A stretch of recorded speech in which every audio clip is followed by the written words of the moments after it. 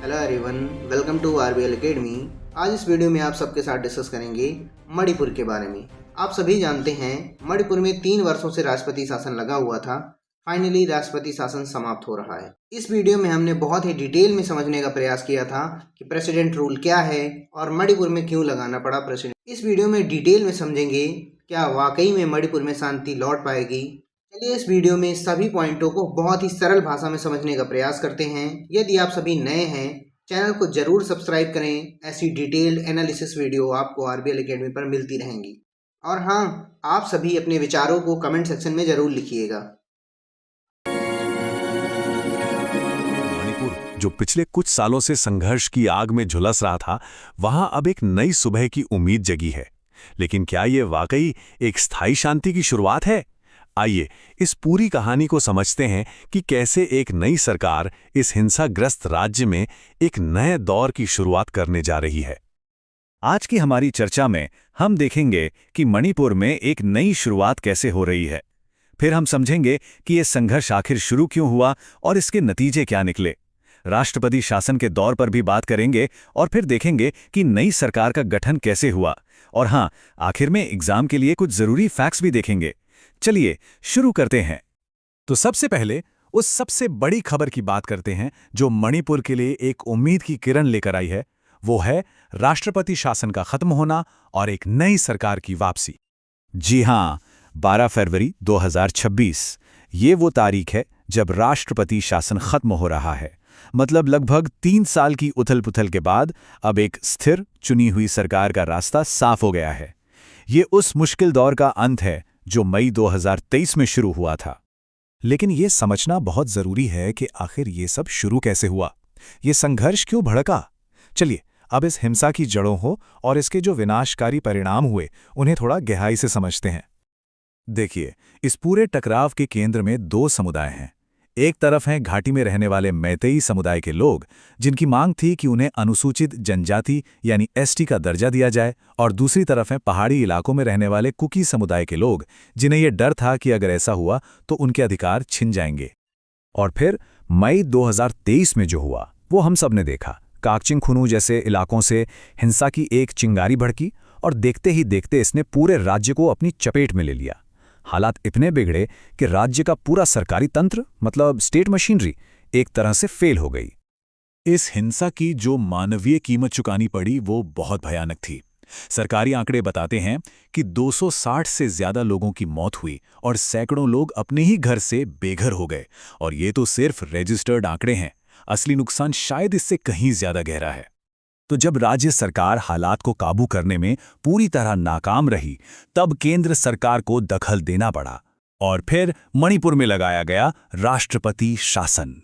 ये एक बहुत ही महत्वपूर्ण संवैधानिक कदम है जिसके बारे में जानना जरूरी है। ये लगाया जाता है संविधान के अनुच्छेद 356 के तहत। इसे आप एक तरह का इमरजेंसी प्रोविजन समझ सकते हैं। जब किसी राज्य में संवैधानिक तंत्र विफल हो जाता है तो केंद्र सरकार सीधे उस राज्य का शासन अपने हाथ में ले लेती है और राज्य सरकार को सस्पेंड कर दिया जाता है।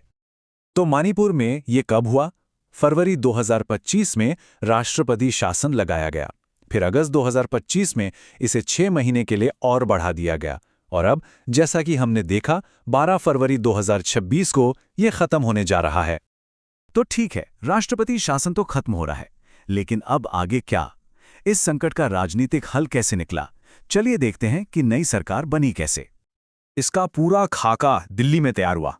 वहां पर बीजेपी विधायक दल की बैठक हुई, जिसमें उनके सहयोगी दल यानी नेशनल पीपल्स पार्टी एनपीपी और नागा पीपल्स फ्रंट एनपीएफ शामिल थे। यहीं पर सरकार बनाने की पूरी रणनीति तय की गई।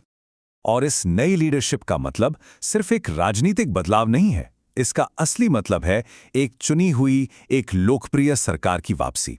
एक ऐसी सरकार जिससे राज्य में फिर से स्थिरता लाने की उम्मीद की जा रही है।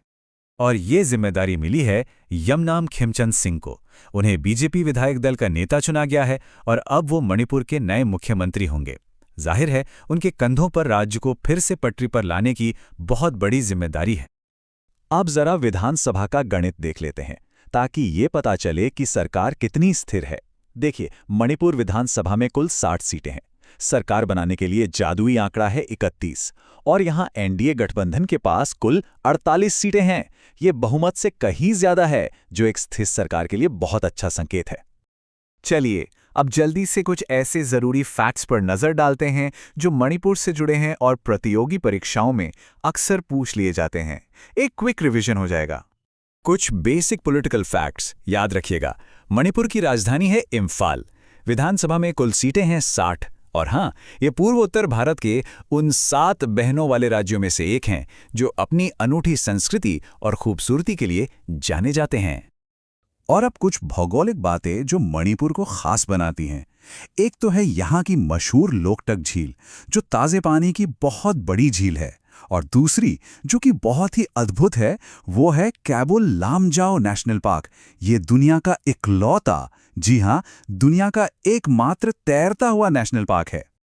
तो सब कुछ देखने के बाद आखिर में सबसे बड़ा सवाल यही बचता है कि क्या ये नई सरकार और नया नेतृत्व सिर्फ शासन चलाएगा या फिर वो उन गहरी जातीय विभाजनों को पाटकर मणिपुर के लिए एक स्थायी शांति और पुनर्निर्माण का रास्ता बना पाएगा।